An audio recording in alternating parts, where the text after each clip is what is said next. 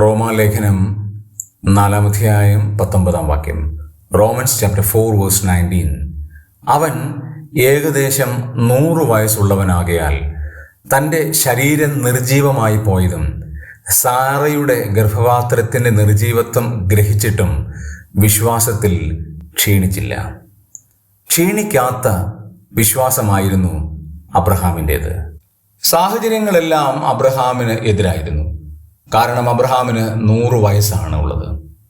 കാര്യങ്ങളും തനിക്കെതിരാണ്. ഭാര്യയുടെ ഗർഭപാത്രം നിർജീവമായി പോയി. ശാരീരിക കാര്യങ്ങൾ തനിക്കെതിരാണ്. രണ്ടുപേരും പ്രായമാണ്, നിർജീവത്വമാണ്. അബ്രഹാം നിർജീവത്വം, സാറായിക്കും നിർജീവത്വം. പ്രതീക്ഷയില്ലാത്ത ഒരു കാര്യമാണ്. മക്കൾ ഉണ്ടാകും എന്നുള്ള പ്രതീക്ഷ പോലും ഇല്ല. എന്നിട്ടും അവർ അത് ഗ്രഹിച്ചിട്ടും അവർ ആ കാര്യം മനസ്സിലാക്കിയിട്ടും അവർക്ക് ഉറപ്പുണ്ടായിരുന്നിട്ടും ദൈവത്തിൽ വിശ്വസിച്ചു. വിശ്വാസത്തിൽ ക്ഷീണിച്ചില്ല. നമ്മുടെയും ജീവിതത്തിൽ പല കാര്യങ്ങളും സാഹചര്യങ്ങൾക്കെതിരാകുമ്പോൾ, ബൗദ്ധികമായ തലങ്ങൾക്കെതിരാകുമ്പോൾ കണ്ണുമടച്ച് സ്വർഗത്തിലെ ദൈവത്തെ പൂർണ്ണമായി വിശ്വസിക്കുമ്പോൾ നമ്മുടെ വിശ്വാസത്തിൽ നാം ക്ഷീണിക്കാതിരിക്കും. ദൈവം നമുക്ക് വേണ്ടി പ്രവർത്തിക്കും. അതെ, വിശ്വാസത്തിൽ ക്ഷീണിക്കാതെ നമുക്ക് മുമ്പോട്ട് പോകാം.